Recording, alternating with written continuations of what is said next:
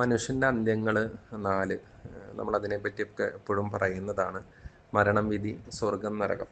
അപ്പോൾ സ്വർഗം എന്ന് പറയുന്നത് എപ്പോഴും നന്മ ചെയ്തവർക്ക് വേണ്ടി ദൈവം നീക്കി വെച്ചിട്ടുള്ള ഒരു സ്പേസാണ്. ആ സ്വർഗം എന്ന് പറയുന്നത് എപ്പോഴും വിശദീകരിച്ച് പറയുന്നത് ദൈവത്തോടൊപ്പമായിരിക്കുന്ന അവസ്ഥ. ഇപ്പോൾ ഒരു സ്പേസ് എന്നൊക്കെ പറയുമ്പോൾ ഇത് ഏത് സ്ഥലം, ആകാശത്താണോ ഭൂമിയിലാണോ, അതിനൊക്കെ ചർച്ച ചെയ്യുന്നതിനേക്കാൾ നല്ലത് ദൈവത്തോടൊപ്പമായിരിക്കുന്ന അവസ്ഥയാണ് സ്വർഗം. അപ്പം നമ്മൾ നന്മ പ്രവർത്തികൾ ചെയ്താൽ സ്വർഗം നമുക്ക് ലഭിക്കും. അതാണല്ലോ നമ്മൾ മനസ്സിലാക്കുന്ന ഒരു കാര്യം. പക്ഷേ എൻ്റെ ഒരു ചോദ്യം എന്ന് പറയുന്നത്, സ്വർഗം അത് ഇപ്പോൾ ഒരു ജീവിതകാലം മുഴുവൻ നന്മ ചെയ്ത് കടന്നുപോയ ഒരാൾ, ആൾക്ക് സ്വർഗത്തിൽ ചെല്ലുമ്പോൾ കിട്ടുന്നൊരു ഹാപ്പിനെസ്സും ജീവിതത്തിൻ്റെ അവസാന നാളിൽ നല്ല കള്ളനെയൊക്കെ പോലെയൊക്കെ ഒരു സൂത്രത്തിലൊരു എൻട്രി പാസ്സൊക്കെ വാങ്ങിച്ച് സ്വർഗം കരസ്ഥമാക്കുന്ന ആളുകളും, അവർ രണ്ട് കൂട്ടർക്കും അനുഭവിക്കുന്ന ഹാപ്പിനെസ് ലെവൽ ഒരുപോലെ ആയിരിക്കും. അല്ലെന്നാണ് യുഗാന്തി ദൈവശാസ്ത്രമൊക്കെ പഠിപ്പിക്കുമ്പോൾ അച്ഛന്മാരൊക്കെ പറഞ്ഞ് പഠിപ്പിച്ചിട്ടുള്ളത്. കാരണം ഇപ്പോൾ ഒരു രക്തസാക്ഷി, അത് ക്രിസ്തുവിന് വേണ്ടി ജീവൻ തിരിച്ച ഒരു രക്തസാക്ഷിക്ക് കിട്ടുന്ന ഹാപ്പിനെസ് ആയിരിക്കില്ല ഈ അവസാന നിമിഷം നല്ല കള്ളനെ പോലെ സ്വർഗത്തിൽ സ്ഥാനം കിട്ടുന്നവർ. എല്ലാവരും സ്വർഗത്തിലൊക്കെ തന്നെയാണ്, പക്ഷേ അവിടെ സന്തോഷത്തിൻ്റെ ആനന്ദത്തിൻ്റെ ലെവലുകൾ തന്നെ വ്യത്യസ്തമാണെന്ന് പറയുന്നു. അപ്പോൾ ഓരോ മനുഷ്യരും കടന്നു പോകുന്ന അവസ്ഥകൾ, അവർ സ്വീകരിക്കുന്ന ജീവിതാവസ്ഥകൾ, ഓരോ മനുഷ്യരും വ്യത്യസ്തരാണ്. അതാണ് വളരെ പ്രധാനപ്പെട്ട ഒരു കാര്യം. നമ്മൾ വിധക്കാരൻ്റെ ഉപമ നമ്മൾ സുവിശേഷങ്ങളിൽ വായിക്കുന്നുണ്ട്. വിധക്കാരൻ വിതച്ചു, വഴിയരികിൽ വീണു, മുൾച്ചെടികൾക്കിടയിൽ വീണു, പാറപ്പുറത്ത് വീണു എന്നൊക്കെ പറയുന്നുണ്ട്. അത് ഫലം നൽകിയില്ല, പല സമയത്തായിട്ട് അതൊക്കെ കരിഞ്ഞു പോയി. നല്ല നിലത്ത് വീട് തന്നെ 3 രീതിയിലാണ് വിളവ് നൽകിയത്: 30, 60, 100 മേനി. അതെന്തുകൊണ്ടാണ് അങ്ങനെ സംഭവിക്കണേ? വിതച്ച നിലം ഒന്നാണ്, വിത്തുകളും സെയിം ആയിരുന്നുണ്ടാവും, പക്ഷേ ഫലം തരുന്നത് വ്യത്യസ്തമാണ്. അപ്പോൾ എപ്പോഴും അതൊരു ജീവിത പ്രകൃതി നിയമമാണ്. വ്യത്യസ്തത എന്ന് പറയുന്നത് എപ്പോഴും അങ്ങനെയാണ്. അല്ലെങ്കിൽ നമ്മൾ താലന്തുകളുടെ ഉപമ സുവിശേഷങ്ങളിൽ വായിക്കുമ്പോഴും, 1 താലന്ത്, 2 താലന്ത്, 5 താലന്ത് കൊടുത്തവരുണ്ട്. എല്ലാവർക്കും ഒരുപോലെയല്ല താലന്ത് കൊടുക്കുന്ന, ഓരോരുത്തരുടെയും കഴിവനുസരിച്ച് അവരുടെ ഒരു ശേഷി അനുസരിച്ചാണ് ദൈവം അവർക്ക് താലന്ത് കൊടുക്കുന്നത്. അപ്പം ഓരോ കാര്യങ്ങളും വ്യത്യസ്തരാണ്, മനുഷ്യർ വ്യത്യസ്തരാണ്. നമ്മൾ ഇന്ന് മർക്കോസിൻ്റെ സുവിശേഷം 3-ാമത്തെ അധ്യായത്തിൽ നിന്നാണ് നമ്മൾ വായിച്ചു കേട്ടത്. അത് വായിക്കുമ്പോഴും നമുക്ക് പിടികിട്ടുന്നൊരു കാര്യം അതാണ്. യേശു 12 ശിഷ്യന്മാരെ വിളിക്കുന്ന, ഇഷ്ടമുള്ളവരെ അടുത്തേക്ക് വിളിച്ചു സുവിശേഷം പ്രസംഗിക്കാനും ഈശോയുടെ ദൗത്യം തുറന്നുകൊണ്ട് പോകാനും. ഈ 12 മനുഷ്യരും വ്യത്യസ്തരാണെന്നേ.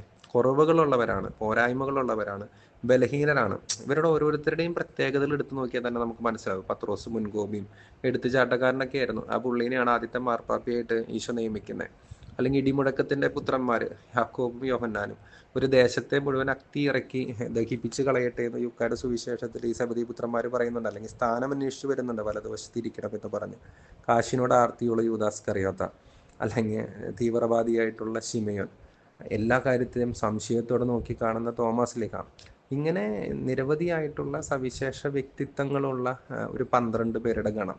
ഇവരെയൊക്കെ ഒരുമിച്ച് കൂട്ടിയിട്ടാണ് പല ജോലി ചെയ്തവർ, പല പ്രായക്കാർ, പല ജീവിതാന്തസ്സുകളിലുള്ളവർ, ഇവരെ ഒരുമിച്ച് കൂട്ടിയിട്ടാണ് ഈശോ ദൗത്യം ഏൽപ്പിക്കുന്നത്. പക്ഷേ ആ ഒരു കൂട്ടായ്മയിൽ സഭ പടർന്ന് പന്തലിക്കുകയാണ്. അപ്പോൾ ഈ വ്യത്യസ്തതകൾ വ്യത്യസ്തതകൾ അംഗീകരിക്കുക എന്ന് പറയുന്നത് ആത്മീയതയാണ്.